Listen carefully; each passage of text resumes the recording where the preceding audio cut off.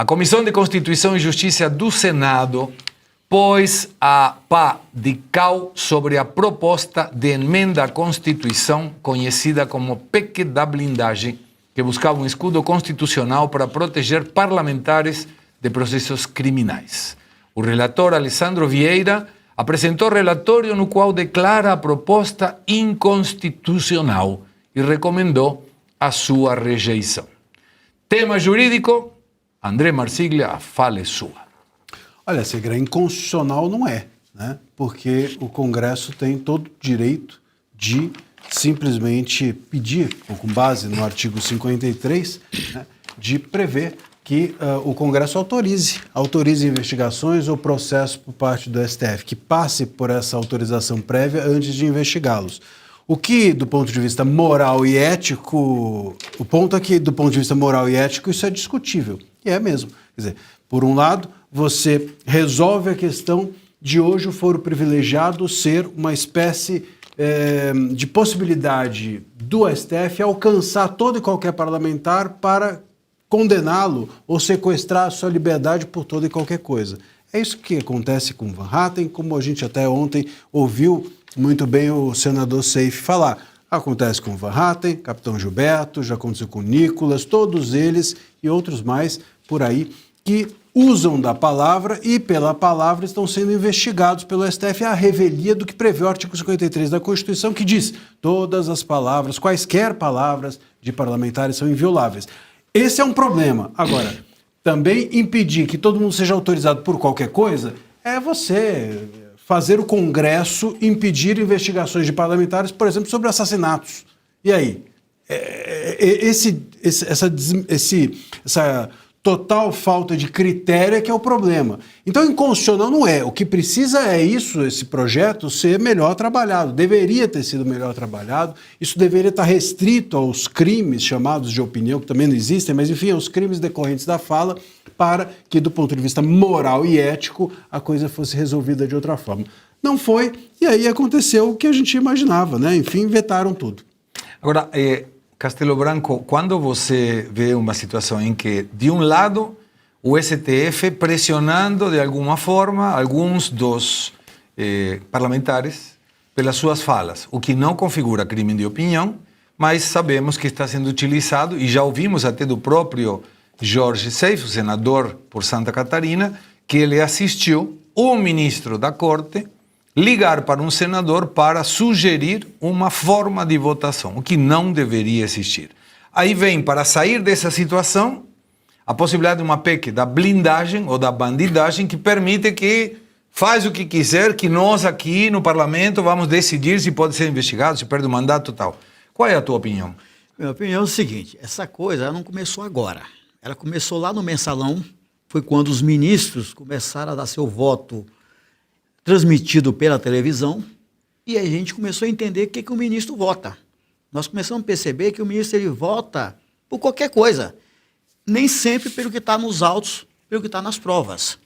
É o que ele está enxergando, o termômetro da sociedade. Isso vem vindo, teve a situação do Lula, todos os outros casos aí, chegamos agora no Bolsonaro. Então, o que está se percebendo hoje?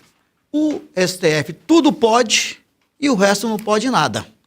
Então, o que estava tentando se fazer é colocar um freios e contra-freios nessa situação e que, infelizmente, eles já erraram na abordagem, na minha opinião, mas eu acho que tem que ter mesmo algum tipo de freios com relação ao que o STF pode fazer com relação ao parlamentar, mas como o professor Marsiglia falou, você não pode livrar um parlamentar que está realmente cometendo um crime, seja de assassinato, seja de estelionato, seja de lavagem de dinheiro. Essas coisas não podem ficar impunes, mas também o parlamentar não pode ter a sua liberdade de parlamentar, seu direito de parlamentar tolhido com medo que amanhã, se ele fizer, a família do parlamentar, os amigos do parlamentar, as empresas do parlamentar serão devassadas pela Polícia Federal. Isso é que está em jogo. Agora, Suano, quando nós observamos a nossa triste e cruel realidade, só uma observação, 13 mil pessoas estão nos assistindo, por favor, compartilha com alguém para passarmos de 13 mil e irmos logo para 14 mil, agradecemos muito a tua presença aqui, nos acompanhando no Faroeste Brasileira, mas 13 não, pelo amor de Deus, 13 não. Então, Suano, se você fosse alguma pessoa que poderia determinar como saímos dessa encruzilhada. Por um lado, a pressão do STF. Por outro lado, a possibilidade de fazer um monte de ilícitos e ficar por aí mesmo. Qual seria a opção? Olha, em primeiro lugar, se porventura Deus me punisse com a capacidade de poder tomar decisões sobre isso, as duas pautas não estariam à mesa. Porque o problema todo é você colocar o Supremo no seu devido lugar e colocar o Congresso sob o crivo da sociedade. Isso está sob o crivo da sociedade, são duas instâncias. A primeira delas, eles têm que ser punidos pelos crimes comuns que cometem, jamais pela palavra. Isso aí, ele não precisaria nem se estar debatendo isso hoje, porque isso é tão absurdo, isso é tão incongruente, isso é tão inconsequente, que o fato de você estar colocando à mesa esse tipo de debate significa que nós já não estamos mais num Estado democrático de direito, não existe um sistema de peso e contrapeso nos poderes da República e não existe nenhuma forma de você fazer um controle para que haja, por intermédio do Estado democrático de direito, uma verdadeira democracia. Aí vamos à questão.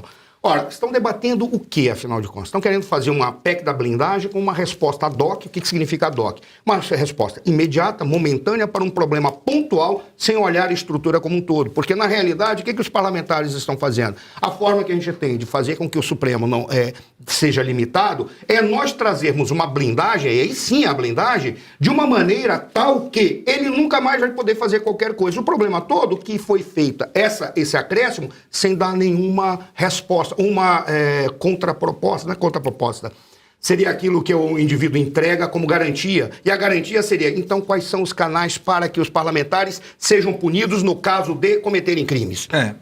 Isso não está sendo apresentado. Então, o que nós vemos, para reduzir um poder supremo do Supremo, que é um poder político supremo, que não deveria ser, estão dando um poder supremo para o Congresso. Porque chegará um momento, como você falou em outras oportunidades, isso está sendo aberto para o crime. Primeiro, o crime já tomou conta do Congresso, pelo que nós observamos na mídia.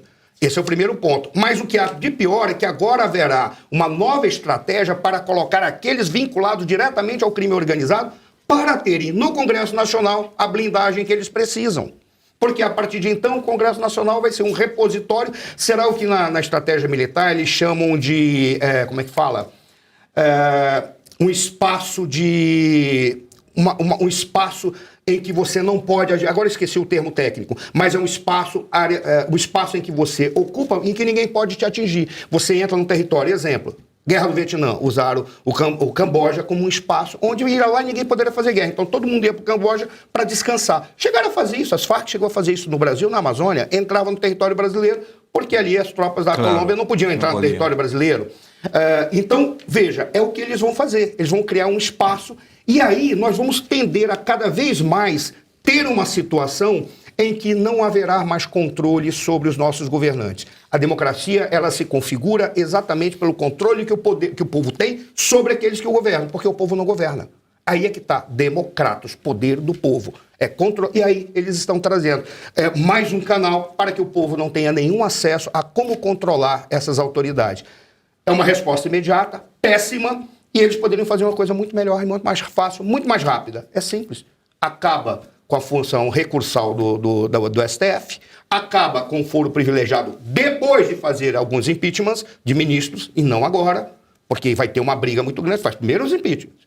E depois você acaba com determinadas circunstâncias que dão aos partidos minoritários e inexpressivos que eles possam judicializar a política. Aí é que está o problema. Isso é muito mais rápido, muito mais fácil. O problema é que eles não querem. Mas aí, Luiz Arthur Nogueira, quando você inclui os presidentes do partido, soa como dizendo, cara, precisamos de alguma coisa para total impunidade. E talvez seja bom uma definição, como Marcília disse. Não pode ser feito no STF questões que têm a ver com o que está garantido no artigo 53 da Constituição. E pronto, final. Seria isso uma saída? Concordo, Segré. Veja, qual era o objetivo do Congresso? Que não aguenta mais a interferência do Supremo. Frear o Supremo Tribunal Federal. Alguém é contra frear o Supremo? Ninguém. Ninguém de bom senso no Brasil hoje seria contra o Congresso finalmente frear o Supremo Tribunal Federal. O problema é que o instrumento utilizado foi muito ruim e acabou passando uma imagem de oportunismo, né?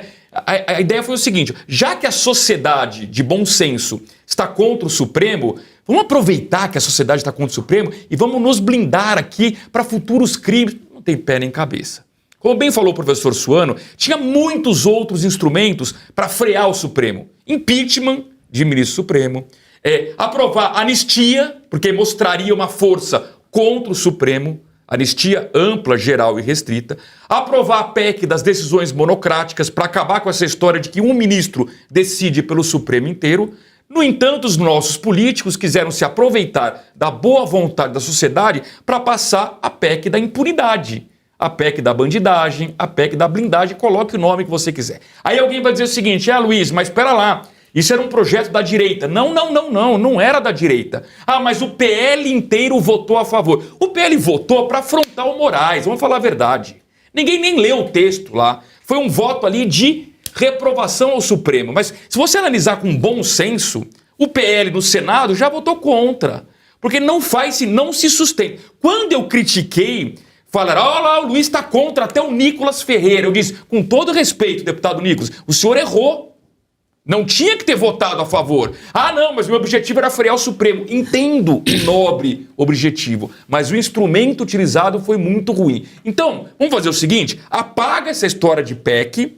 Câmara, se você quer mostrar mesmo que você está contra o Supremo, vamos votar isso. Anistia, PEC das decisões monocráticas, impeachment de ministro, aí você vai ter todo o apoio da sociedade. E o tiro saiu pela culatra, por quê? Porque deu oportunidade para a esquerda, que é sempre oportunista, ir para as ruas usar isso contra a direita. E é bobagem, sabe por quê? Porque teve deputado do PT que também votou a favor. Então, eu insisto, a PEC não era da direita, a PEC não era da esquerda, a PEC era dos políticos que gostam de impunidade.